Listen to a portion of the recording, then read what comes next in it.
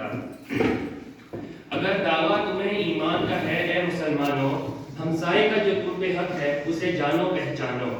قسم اللہ کی وہ مومن ہو نہیں سکتا، قسم اللہ کی وہ شخص مومن ہو نہیں سکتا ہمیشہ جس کے شر سے ایک پڑوسی اس کا ہے ڈرتا۔ معافی وہ نہ پائے گا نہ جنت میں وہ جائے گا، جو پڑوسی کا حق مارے گا اور اس کو ستائے گا۔ اسلام کا امتیاز یہ ہے کہ اس نے حقوق اللہ کے ساتھ ساتھ حقوق العباد کی طرف بھی بہت توجہ دلائی ہے، اور دیگر مذاہب کے برعکس جن میں گھر بار بیوی بچے ماں باپ کو چھوڑ کر جنگلوں میں نکل جانے اور رہبانیت کی زندگی گزارنے کی ترغیب دی گئی ہے، اس کی جگہ اسلام نے ہمیں یہ سکھایا کہ حقوق اللہ کے ساتھ ساتھ حقوق العباد بھی بہت ضروری ہیں، کیونکہ قیامت کے دن اللہ تعالیٰ تو بندوں پر اپنا حق معاف کر دے گا، لیکن اس نفسا نفسی کے عالم میں کوئی کسی کو معاف نہیں کرے گا، سب کو اپنی نجات کی فکر ہوگی۔ قرآن نے روز محشر کا ایک بہت ہولناک نقشہ کھینچا ہے کہ جس کے اندر یہ ہے کہ ہر شخص اس دن اپنے ماں باپ بہن بھائی بیوی بچوں سے گریزاں ہوگا۔ حقوق العباد میں سے ایک اہم اور بڑا حق پڑوسی کا ہے، جس کی جانب اسلام نے بہت توجہ دلائی ہے۔ آئیے اس موضوع کو سوال و جواب کی روشنی میں سمجھتے ہیں۔ سوال نمبر 1، پڑوسی کون ہے؟ ہمارے آس پاس جو لوگ رہتے ہیں ہم انہیں پڑوسی کہتے ہیں، ان کا ہمارے اوپر بہت بڑا حق ہے۔ اسی سلسلے میں آج آپ سے گفتگو کرنا چاہتا ہوں۔ سب سے پہلے یہ جان لیجئے کہ ہم پڑوسیوں کی 3 تقسیم کر سکتے ہیں۔ نمبر 1 رشتہ دار پڑوسی، نمبر 2 مسلمان پڑوسی، اور نمبر 3 غیر مسلم پڑوسی۔ ان میں سے جو رشتہ دار پڑوسی ہیں ان کے ہمارے اوپر 3 حق ہیں۔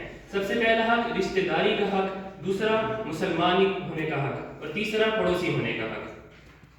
جو مسلمان پڑوسی ہیں ان کے ہمارے اوپر 2 حقوق ہیں۔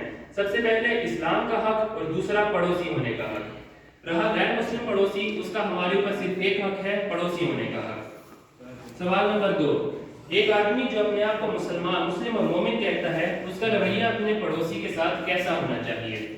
جواب، حضرت ابو شریح خزائی رضی اللہ تعالیٰ عنہ سے روایت ہے کہ رسول اللہ صلی اللہ علیہ وآلہ وسلم نے فرمایا، جو اللہ پر اور یوم آخرت پر ایمان رکھتا ہے اسے چاہیے کہ اپنے پڑوسی کے ساتھ حسن سلوک کرے۔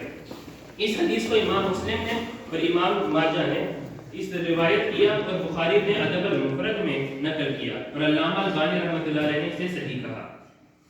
سوال نمبر 3، پڑوسیوں کا جو ہمارے اوپر حق ہے وہ کس قدر اہم ہے؟ جواب، صحیح بخاری اور مسلم میں حضرت عائشہ سے مروی ہے کہ رسول اللہ صلی اللہ علیہ وآلہ وسلم نے فرمایا، مجھے حضرت جبرائیل پڑوسیوں کے بارے میں برابر وصیت کرتے تھے اور مجھے یہاں تک ایسا لگتا تھا کہ پڑوسیوں کو وارث بنا دیں گے۔ سوال نمبر 4، پڑوسی کی عزت اور اس کی دولت پر ہاتھ ڈالنا کتنا بھیانک جرم ہے؟ حضرت مقداد بن اسود رضی اللہ تعالیٰ عنہ سے مروی ہے کہ رسول اللہ صلی اللہ علیہ وآلہ وسلم نے اپنے صحابہ سے سوال کیا کہ زنا کیا ہے، تو صحابہ نے فرمایا زنا ایک بہت بڑا جرم ہے اور اللہ اور اس کے رسول صلی اللہ علیہ وآلہ وسلم نے اسے حرام قرار دیا۔ تب اللہ کے رسول صلی اللہ علیہ وآلہ وسلم نے فرمایا، ایک آدمی 10 عورتوں سے زنا کرے، اس سے زیادہ آسان یہ ہے کہ وہ اپنے پڑوسی کی بیوی کے ساتھ زنا کرے۔ پھر دوسرا سوال آپ صلی اللہ علیہ وسلم نے اپنے صحابہ سے کیا کہ چوری کیا ہے؟ صحابہ نے کہا چوری گناہ ہے اور اللہ اور اس کے رسول صلی اللہ علیہ وآلہ وسلم نے اسے حرام قرار دیا۔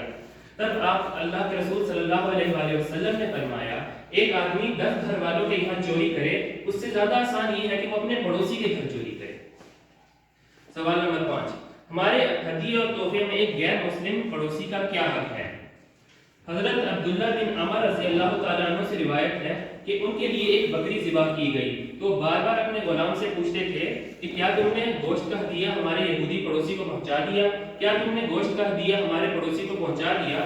کیونکہ میں نے رسول اللہ صلی اللہ علیہ وآلہ وسلم کو یہ فرماتے ہوئے سنا کہ جبرائیل مجھے پڑوسیوں کے بارے میں اس قدر وصیت کرتے تھے کہ مجھے لگتا تھا کہ انہیں وارث بنا دیں گے۔